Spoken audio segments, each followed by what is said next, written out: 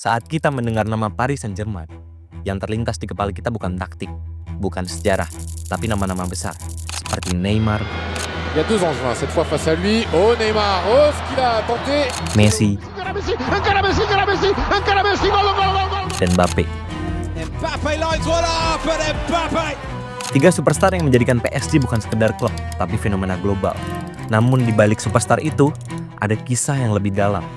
Tentang kota yang dulu bahkan tak punya klub, hingga menjadi simbol kekuasaan baru dari sepak bola.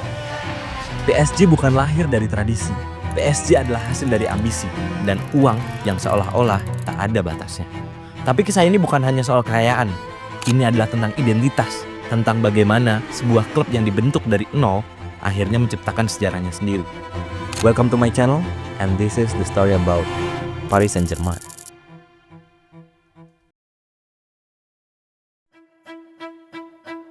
Bayangkan pada dekade 1960-an, Paris dikenal sebagai simbol modernitas dan kemajuan Prancis.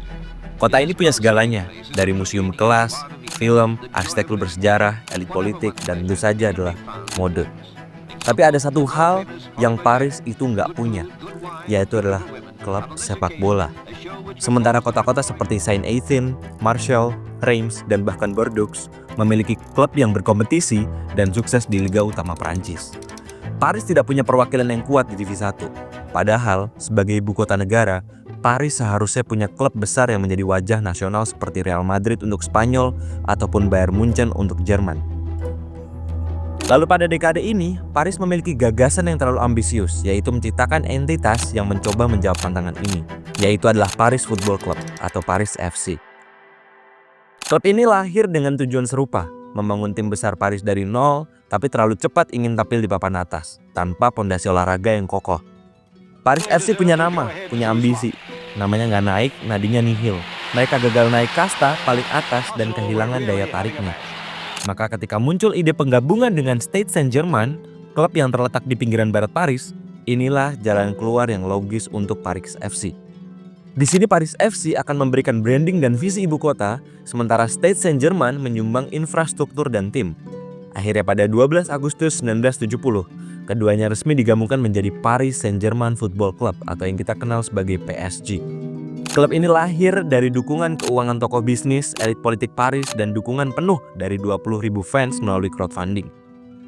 Kombinasi ambisi besar dan akar lokal yang kuat, nama Saint-Germain dipertahankan untuk menghormati asal klub lama, sementara Paris memberikan identitas kota besar. Tidak butuh lama untuk naik ke divisi terkuatnya, klub ini hanya membutuhkan 1 tahun untuk naik berkompetisi di liga terkuat Prancis yang sekarang kita kenal sebagai Ligue 1. Menariknya, hanya butuh 2 tahun klub ini terguncang oleh masalah besar karena alasan politik. Tepatnya pada tahun 1972, pemerintah Paris ingin klub sepenuhnya mewakili ibu kota dan membuang nama Saint-Germain dan mengembalikan nama Paris FC. Nah, kesepakatan pun tidak tercapai. Akhirnya PSG dan Paris FC kembali dipisahkan karena masalah tersebut. Paris FC tetap di Divisi 1, tapi kehilangan pemainnya. Sementara PSG turun kasta, tapi membawa pemain-pemain lamanya. Ironisnya, sejak saat itu Paris FC tak pernah benar-benar bangkit. Ini momen krusial dalam sejarah PSG.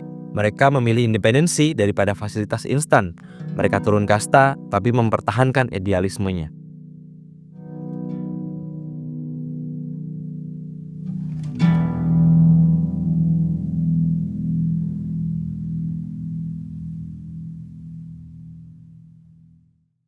Pada musim 1985-86, di bawah asuhan Gerard Hoyler, PSG berhasil menjuarai Ligue 1 dan mencatat 27 pertandingan tak terkalahkan dan mengakhiri musim 56 poin dari 38 pertandingan. Pada waktu itu, sistemnya masih menjadi 2 poin dalam 1 kemenangan. Jadi PSG hanya membuat 56 poin, unggul di atas FC Nantes, dan bahkan PSG hanya kalah 3 kali pada musim itu. Prestasinya pada musim itu membuat para investor tertarik untuk membeli saham klub ini. Akhirnya muncul satu nama, yaitu André Rossel, pendiri dari jaringan televisi berbayar terbesar di Prancis pada saat itu, yang bernama Canal Plus. Canal Plus membeli 86% saham yang seharga 6,5 juta US dollar pada waktu itu. Keputusan ini membuat Canal Plus menjadi pemilik saham mayoritas, dan saham kecil lainnya masih dipegang oleh pemerintah kota Prancis, tokoh-tokoh lokal, dan mantan pengurus PSG lamanya. Pembelian ini membuat PSG tidak hanya berubah menjadi entitas olahraga, namun juga proyek hiburan oleh Canal+. Pada era ini, PSG berhasil mendatangkan pemain penuh talenta seperti David Ginola, George Weah, Rai, Valdo, dan Bernard Lama. Puncaknya adalah ketika mereka menjuarai UEFA Cup Winner Cup pada tahun 1996, gelar Eropa pertamanya pada saat itu. PSG juga mulai dikenal sebagai brand global, gaya main mereka indah, menyerang, dan penuh karakter. Klub ini belum super kaya, tapi udah punya soul yang dirindukan banyak fans selamanya. Masuk ke 2000-an, PSG menjadi klub pop culture yang dimana isinya adalah pemain dengan talenta yang hebat seperti JJ Okocha, Ronaldinho, dan Pauleta. Walaupun dibekali dengan pemain bintang, klub ini terus gagal konsisten. Gonta-ganti pelatih, konflik manajemen, dan krisis finansial yang membuat mereka tetap di papan tengah.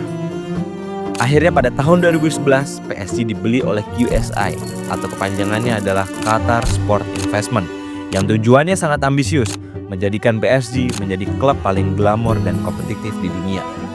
Dengan dana hampir tak terbatas, mereka mulai membeli bintang-bintang seperti Zlatan Ibrahimovic, Thiago Silva, Cavani, Mbappe, Messi, dan begitu juga Neymar yang menggegerkan dunia pada tahun itu.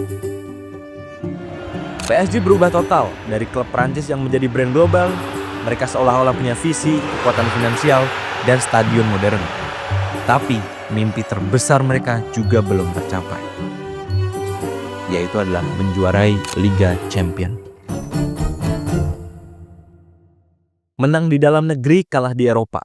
PSG kini berada di persimpangan identitas atau hanya sekedar prestis. Setelah satu dekade menguasai Ligue 1, PSG tetap belum mampu menaklukkan Eropa. Final Liga Champions 2020 melawan Bayern Munchen menjadi puncak sekaligus pukulan. Begitu dekat, tapi tetap gagal. Dan di balik kemenangan domestik yang berulang kali, muncul pertanyaan di benak penonton bola dunia. Apakah PSG benar-benar sebuah klub sepak bola atau hanya alat diplomasi politik Qatar? Tahun 2024 menjadi titik balik Kylian Mbappe, bintang lokal, ikon nasional, akhirnya meninggalkan PSG untuk bergabung ke Real Madrid. Bahkan tidak hanya Mbappe, sebelumnya juga ditinggalkan oleh Neymar dan Messi. Kepergiannya menandai akhir dari era superstar, dan bagi banyak orang, itu terasa seperti awal kehancuran. Tapi ternyata bukan kehancuran yang datang. Luis Enrique, mantan pelatih timnas Spanyol dan Barcelona, tak datang membawa nama besar, ia datang membawa ide. Ia meninggalkan paradigma lama, PSG bukan lagi tim yang membawa satu wajah, bukan lagi panggung ego. Enrique ingin memperkuat sistem, menggabungkan pemain-pemain muda, energik, dan cocok secara taktik. Enrique memulai Champions League dengan masuk ke urutan 15 dari 36 tim. PSG hampir tidak lolos melaju fase playoff Liga Champions. Namun pada fase playoff pada bulan Januari, Enrique seperti membawa kepingan puzzle terakhir untuk melengkapi Manhattan Project dia, yaitu adalah Vicha Kvaratskhelia. Masuklah Vicha Kvaratskhelia, si pendobrak dari Georgia. PSG menjelma menjadi tim dengan kecepatan, efisiensi, kohesi yang tinggi. Mereka bukan tim yang paling glamor sekarang, tapi mereka tim paling lapar dan paling siap untuk memenangkan Liga Champions pada musim 2024-2025. Kvaratskhelia clean through on goal and scoring beautifully. Musim 2024-2025, PSG tanpa Messi, tanpa Neymar, bahkan tanpa Mbappe dapat menjuarai Liga Champions dan berhasil mempermalukan Inter Milan dengan skor 5-0. Skor yang tidak wajar untuk sebuah fase final Liga Champions. Akhirnya, PSG berhasil menjuarai sebuah final Liga Champions. Final yang bukan hanya sebuah trofi, itu adalah sebuah simbol. Simbol bahwa klub yang dulu dicemooh karena membeli prestasi, kini justru menang lewat sebuah struktur, visi, dan sebuah kesabaran. PSG memulai dari nol, dari kota tanpa klub menjadi proyek ambisius yang dipenuhi keraguan. Mereka pernah jadi alat media, pernah jadi simbol politik, bahkan jadi bahan olok-olok. Tapi pada akhirnya, mereka membuktikan satu hal, bahkan klub yang tidak dibentuk oleh sejarah bisa menciptakan sejarahnya sendiri.